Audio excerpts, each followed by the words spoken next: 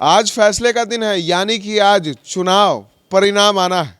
आपको बता दें कि कई जगहों पर हुए चुनाव, यानी कि कुर्नी विधानसभा में हुए उपचुनाव के साथ साथ गुजरात और हिमाचल प्रदेश के विधानसभा चुनाव की आज गिनती हो रही है। मुजफ्फरपुर के कुर्नी विधानसभा में अभी तक की जो अपडेट है, तीसरे राउंड के काउंटिंग तक बीजेपी के जो प्रत्याशी हैं वो अभी तक आगे चल रहे हैं, यानी कि बीजेपी के प्रत्याशी केदार प्रसाद गुप्ता भी आगे चल रहे हैं और जदयू के प्रत्याशी मनोज कुशवाहा से लगभग 1200-1300 वोटों से वो आगे चल रहे हैं। बढ़त बनाई हुई है बीजेपी ने वहां पे। वहीं दूसरे राज्यों की बात करें, यानी कि गुजरात में, तो गुजरात में भी बीजेपी आगे चल रही है। वहीं हिमाचल में कांग्रेस ने बीजेपी को पीछे धकेल दिया है। और इस वक्त की जो सबसे बड़ी अपडेट वो हम आपके साथ ज़रूर साझा कर रहे हैं कि कुर्नी में 3 राउंड की काउंटिंग में भारतीय जनता पार्टी ने बढ़त बना रखी है। गुजरात में भी बीजेपी ने बढ़त बनाई है। तो वहीं हिमाचल की बात करें तो हिमाचल में कांग्रेस आगे चल रही है और लगातार जो अपडेट है वो बदल रही है, क्योंकि लगातार जो गिनती है वो जारी है और 2 से 3 बजे के लगभग ये साफ हो जाएगा कि किस जगह पर किस पार्टी का डंका बजेगा।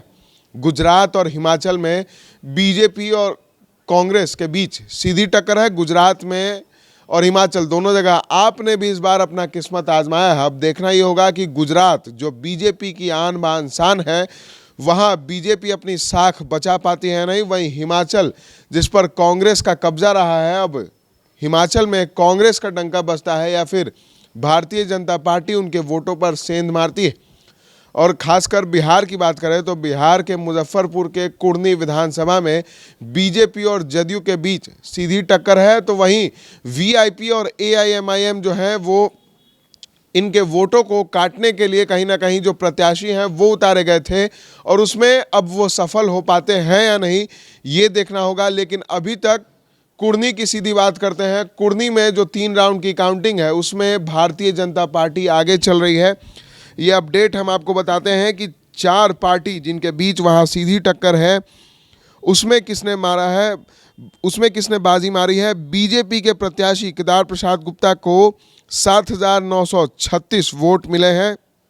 साथ ही साथ जदयू की बात करें तो जदयू 6,369, वीआईपी 416 और एआईएमआईएम 321। अभी तक ये रुझान है कि बीजेपी आगे चल रही है और दोपहर के 2 से 3 बजे के बाद ये पूरी तरह से साफ हो जाएगा कि कुर्नी विधानसभा जहां पहले जदयू के प्रत्याशी जीते हैं, राजद के प्रत्याशी जीते हैं, वहां इस बार बीजेपी का क्या हाल होता है, क्योंकि 2020 में बीजेपी बुरी तरह से कुर्नी में हारी थी और महागठबंधन के तमाम नेताओं का कहना है कि जैसे पहले हराया था उसी तरह इस बार भी बुरी तरह बीजेपी को हराएंगे। वहीं बीजेपी कह रही है कि नरेंद्र मोदी और भारतीय जनता पार्टी के कामों पर जनता ने भरोसा जताया है, जनता को विकास चाहिए।